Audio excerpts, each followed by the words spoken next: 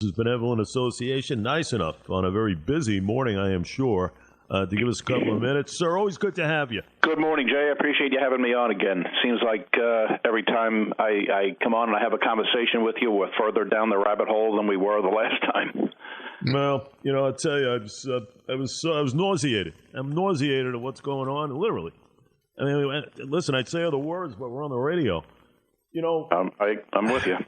I look at what's going on here, and I can't believe it. I just can't believe it. And, of course, the latest, with $1 billion now being slashed out of the NYPD, and I'm looking at it, and people don't really understand, when they look at, okay, so we're defunding $1 billion, still plenty, but we're taking $1 billion out, we're going to put it elsewhere, but look at the damage.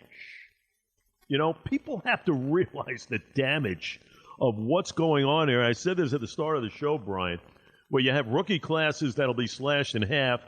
We'll get into that. You have about 1,200 NYPD officers will be out, nearly 1,200. And you have a tremendous amount of dollars in overtime being slashed. I think it was like $342 million or so, in which we will decipher as well. But, it's interesting when people are crying out to defund, they don't get it because they don't break it down as far as the ramifications of what it means. And listen, would it change the mind of a Corey Johnson? Probably not, because the guy's clueless anything and everything that he does, okay? But I think for some of the more reasonable people out there who have half a brain cell, they would realize what this will come about as far as the equation is concerned, The problem with the people that do have half a brain cell, as you said, or even one brain cell, is they're not speaking out. The average citizen, the average person, I mean, aside from police brass and like Commissioner Shea and the chief of department in New York City, they're the only voices that appear to be coming from this, aside from yours, of course, is the ones from the law enforcement community itself. I mean, we have they disbanded the anti-crime unit in the city, which has been a long-standing champion of lowering the rates of every type of crime, particularly gun violence in New York City. And now you've disbanded anti-crime in the city. You have 85 shooting victims in New York City as compared to 20, I believe it's 24 or 26 this time last year, 63 shootings. The incidence of shootings and victims have at least across the board doubled in New York City. And the problem is the only ones that are saying that are statisticians and the law enforcement community itself. You have fervent anti-law enforcement bashers like AOC, like Corey Johnson in the city, like Mayor de Blasio, just talking about how, and it's all appeasement. The problem is it's not appeasement to the citizenry, it's appeasement to radicals that have co-opted this entire conversation here. And it's you kind of equate it to World War II when Neville Chamberlain was appeasing while Hitler was invading Poland. You're not realizing what's going on in the city as you're just trying to appease this radical voice that is just saying that the police are the cause of all the problems, like the police are the cause of poverty and of everything else. You look at, there's actually an article in I was doing a little searching in preparation coming on your show today, and there's the Minneapolis Star-Tribune. The head of the NAACP in the Minneapolis area stated in the Tribune that activists are actively disregarding the voices of the people in Minneapolis in their calls to defund the police. The overwhelming majority of people in Minneapolis support the police department, and the overwhelming majority of minority people in Minneapolis support the black police chief, Arredondo, in Minneapolis, but their voices are being drowned out. No one cares about the voices of the taxpayers and the voters and the populace. It's just the loudest voice in the room seems to be getting the most attention. And it's the same going on in New York City with Corey Johnson and Mayor de Blasio, where they're throwing meat at the appeasers, at the radicals, we're going to take $1 billion. We're not going to put police classes in. We're going to put it towards other programs. Does anybody really trust Mayor de Blasio in the city? Let's talk about the Thrive New York City program that his wife was in charge of, that there's $850 million unaccounted for in the city, but no one seems to be asking questions aside from maybe the New York Post or yourself. And now we're just going to say we're going to shift $1 billion from the police into other programs. Does anybody literally believe that you're going to see some sort of positive change come out of that type of shift, where there's no accountability for where that type of money may go, aside from just taking from the police department? Crimes rampantly ramp up statistically. Murders and shootings all over New York City, particularly in Brooklyn and the Bronx, are shooting up exponentially. But then you switch over to AOC, who even herself, who's the poster child for socialism in the United States, says, I don't agree with New York City saying about defund the police, because she doesn't trust where they're claiming the city leaders are going to allegedly put this money. But she's just calling for defund them, period. I want to see red lines of the police department, and they, I want to see where obviously in her rhetoric she'll say she wants to see it go to certain community programs and things like this, but she doesn't trust the people that are in charge of the money itself in New York City. So I just want to see a direct red line of funding for the police department, with no regard given to the actual reasons that I just talked about, the incredible spike in crime that's gone on in New York City.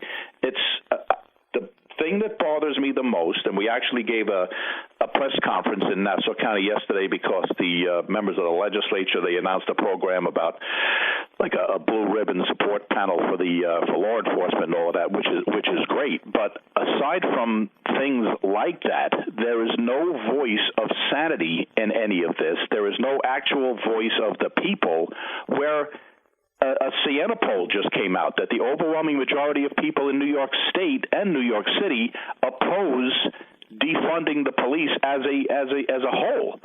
Now, when your leaders are not listening to you, and they're not listening to the polls of the actual people, and the actual people are afraid to speak up and speak out because they're afraid they're going to be labeled maybe as a racist or as a conservative, or if you go against the socialist regime, or you go against the radicals, that you're just going to be written off as you're a Trump supporter. It's like MSNBC versus Fox News. You're either this or you're that. There's nobody in the middle anymore. So if people that are moderate Democrats or moderate Republicans that may not necessarily be Trump people, may not be AOC people, they're labeled as one or the other, so they're afraid to speak out, and they're just disgusted with the entire system. They're disgusted with the entire mechanism, and they're just tuned out. And that's been showing recently in recent years in the extreme low voter turnout, that people just don't care to be involved in the system because they don't want to lose their little piece that they have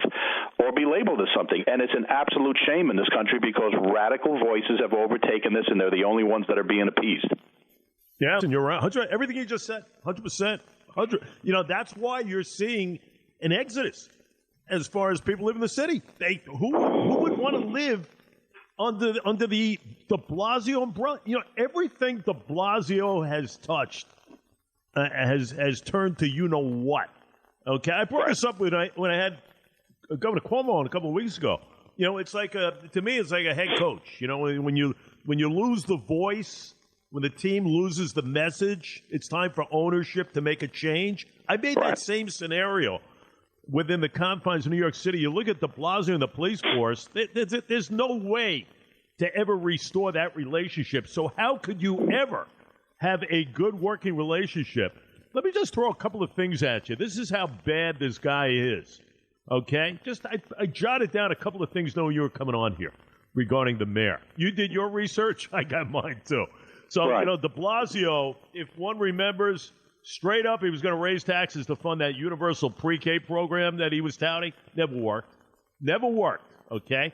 Handcuffing the police, we know, free violent criminals from their holding cells because of the criminal justice system was racist. Guess what? Look what's going on here. In fact, Why don't we give criminals Visa gift cards to come back to their trial date? That whole thing with bail reform. Remember that Einstein-ism on his joke. Right. What about Brian? Remember the squeegee guys?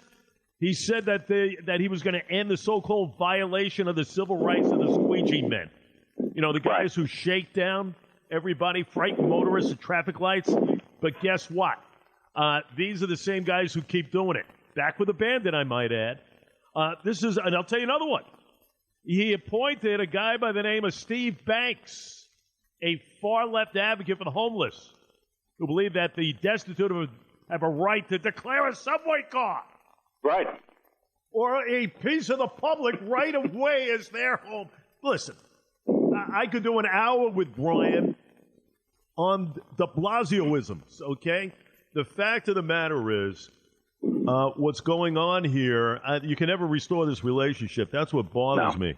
No. And you look at the numbers, you're right. I'm going to give you a couple other ones. Okay, murders up 131%. This is the latest now, Brian. Right. Shootings up 129. Burglary up 119% in June. In June, folks, compared to the same period last year. And I'll give you another number. This one is startling to me because this is in the same correlation of what we see going on in the great city of Chicago, which, by the way, does anyone ever talk about Chicago? Does anyone ever talk about the black-on-black murders that are happening? Where in the heck is Al Sharpton on this? Where's Jesse Jackson? They're nowhere to be found. Because it doesn't fit the narrative. It bothers me. But listen to this number, sir. 102 shootings last weekend in the city. And guess what? No police officer involvement in the shootings. What does that tell you? And I said it yesterday. The great Northeast has become the wild, wild west. Wild West. That's what's going on, sir. Jay, it's funny that you said that because we talked about getting a little bit of information together. Chicago is the perfect example about shootings in the last year. I did a little statistic searching myself. Chicago is actually, believe it or not, with the amount of carnage that goes on in Chicago, it's number 16 on the list of shootings in the United States.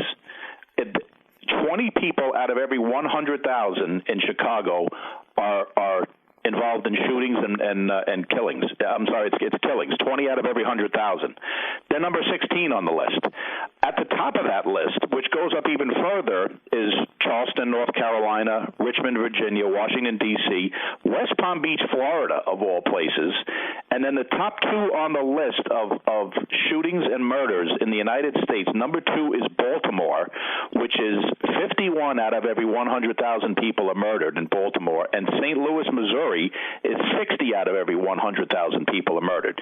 Chicago, with the amount of carnage and the little bit of attention that is paid to it, which is ignored because, like you said, it's black on black and it's non-police involved shootings, is 20 out of 100,000.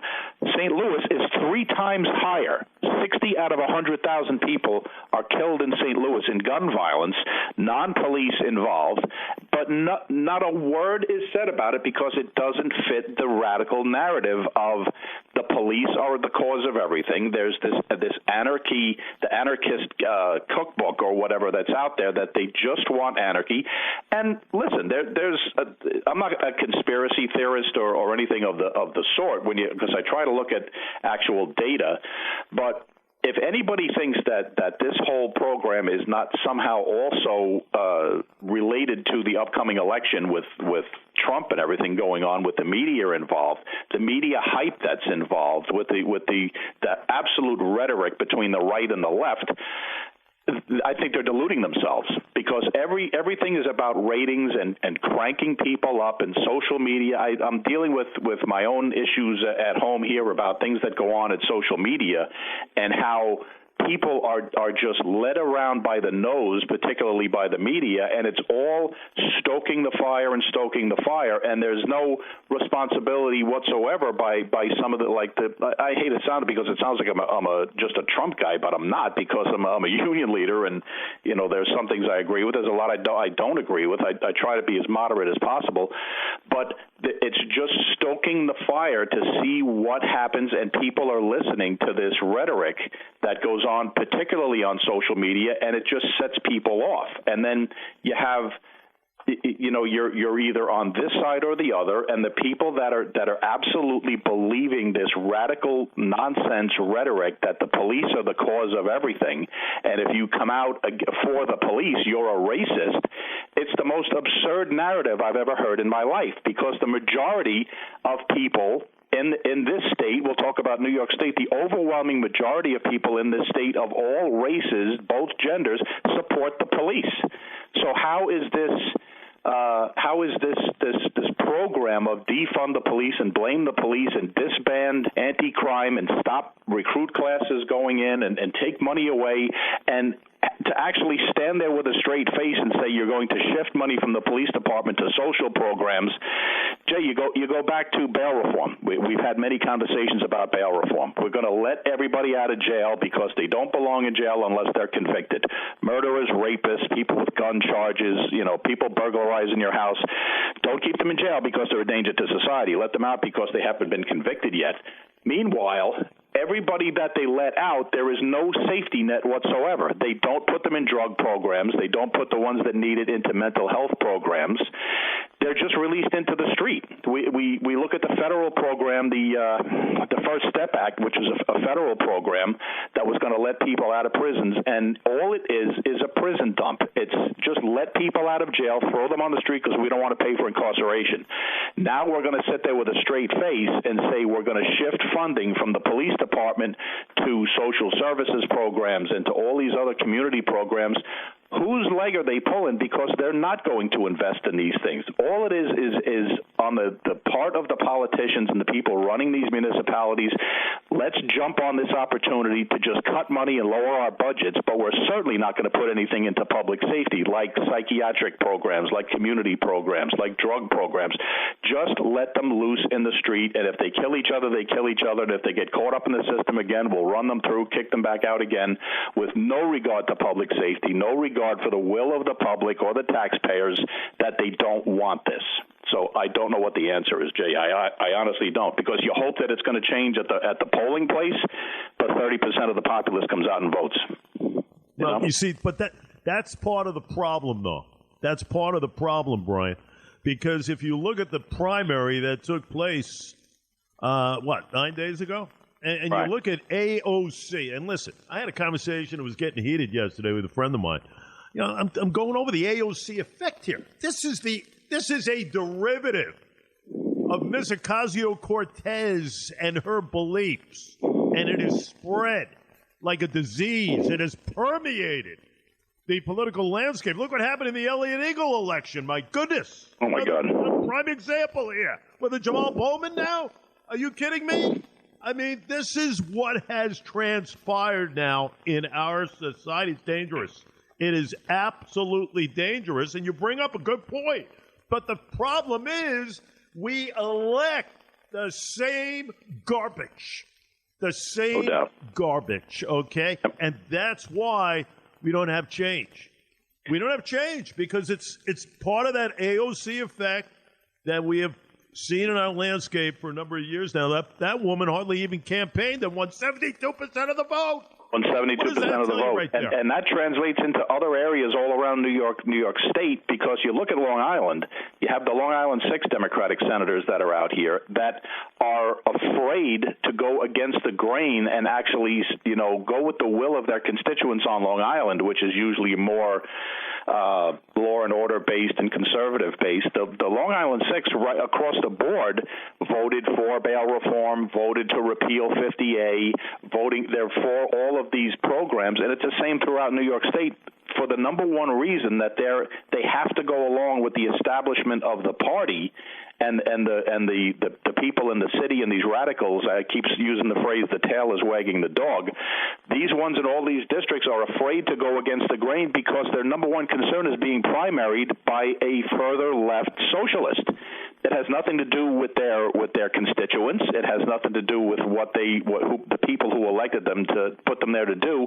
Their number one concern, like most politicians, is my next election, and they don't want to be primaried because the leftists, the further leftists, will get the support of the party, and they want to come out and take over areas like Long Island and up in Westchester and New York State, things like that.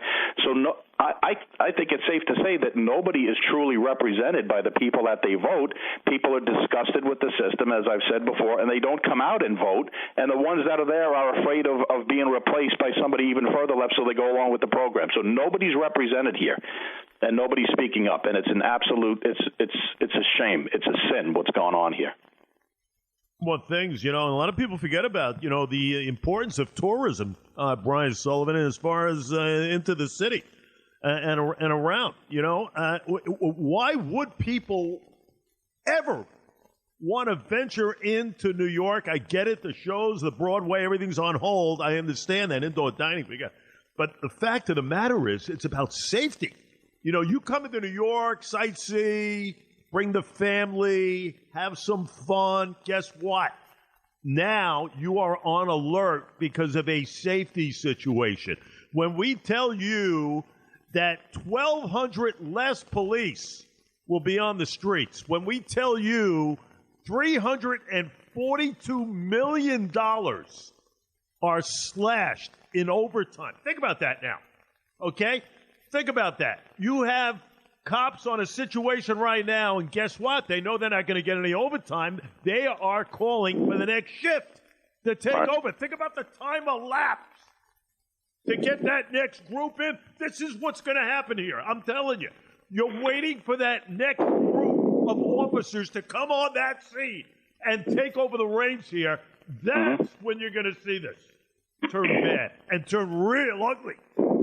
Jay, the people that are calling the shots, they want New York City to look at the very least like it was in the 70s.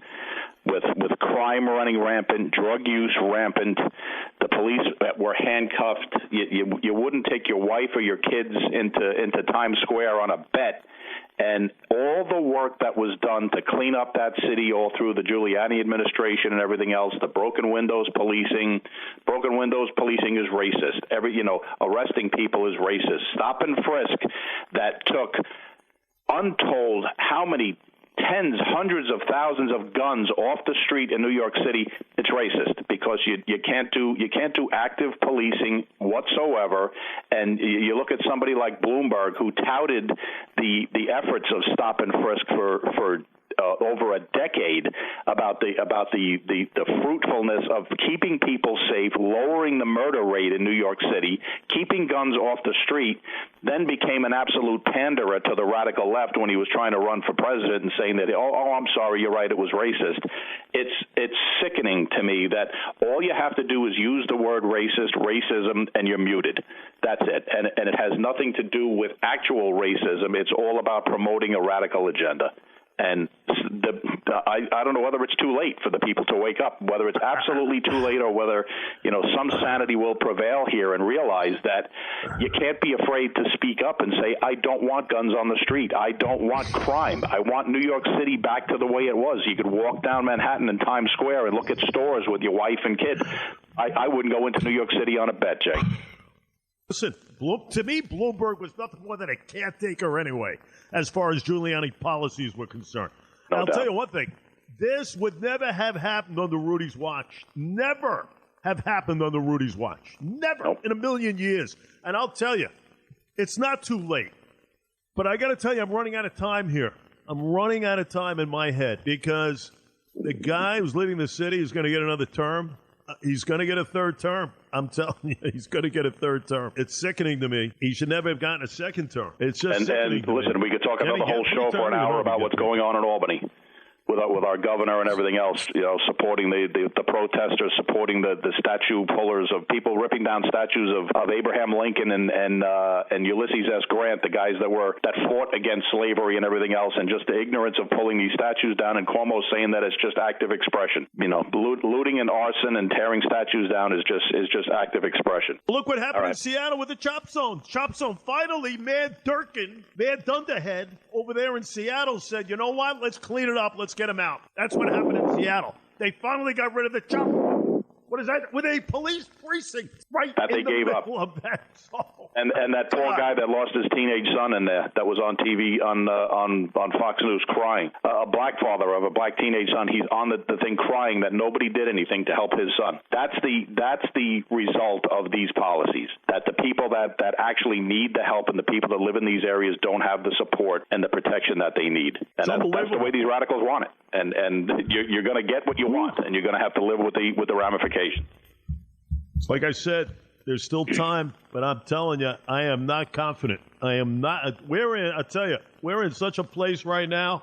It's going to take a long time to turn around. And then I'll tell you one last thing. I see these protesters and the remarks that they're throwing out at these police officers, the derogatory terms. I could not believe, I don't know if you caught it this morning on some of the footage. It was beyond disgraceful. I see it repeatedly. You have disgrace. Black and Latino and minority police officers that are being absolutely abused. What kills me is by white radicals screaming expletives at them and the N-word, and people don't have a problem with it. How is that acceptable when you have somebody that's actually wants to help his community, becomes a police officer, becomes a correction officer, becomes whatever, and goes in and gets abused or called an Uncle Tom or anything else? There's a very large proportion of the New York City Police Department that is black and Latino and female now, and they're the ones being abused by radicals. And it's so disingenuous to stand there and say that you're fighting for the rights of minorities and the rights of black people and about justice and George Floyd and all this stuff, while you have these radical, like, college students, Yale students, standing there screaming racial expletives at black and Latino people in uniform. I don't know. I just don't know how it's justified, Jay. How do you stand there and the people that are behind them, the radicals and these other groups and Black Lives Matter, they're standing there in agreement. They're in agreement with them. If you're black and you put on a uniform, you're not black anymore, you're blue. That's an actual comment from the leader of the Black Lives Matter movement. You're not black anymore, you're blue. So I don't know how you even address that. It's just you're painted with that picture, and that's it. You're done. Like Joe Biden. If you don't vote for him, you're not black. Ryan, what can I tell you? Yeah, I know. You get me started again on Joe Biden. I thank you for that one, because I can give you 20 minutes right now on Biden. What I saw yesterday in that press conference. Wow. That's scary stuff. Listen, always a pleasure. You always have a platform here, you know that. I thank you for coming on today, because you know why? It allowed me to vent a little bit more of what I do every day. I appreciate the time, as always, and I really appreciate you giving me an extensive amount of time, because we could go on for hours about this, but I really appreciate you giving me the platform to talk about it. Anytime, sir. You stay well. You too. Stay healthy. Take care of yourself. Bye-bye. Enjoy the 4th President, Nassau County Correctional Officers Benevolent Association. Folks, it is a serious time in our society, okay? And I implore you, think about what goes on here. Look at the numbers that I've been stating today. Murder, shootings, burglaries, rapes through the roof compared to the same time last year, okay? What do you think, it's coincidence? You think it's just coincidence, or do you think it is a derivative of what's going on here? And always, and you don't hear anyone talking about this as far as what goes on in the Windy City and those numbers. What goes on? Where is Al Sharpton when it comes to what happens in Chicago? Babies are being killed in crossfires. Where's the commentary? There is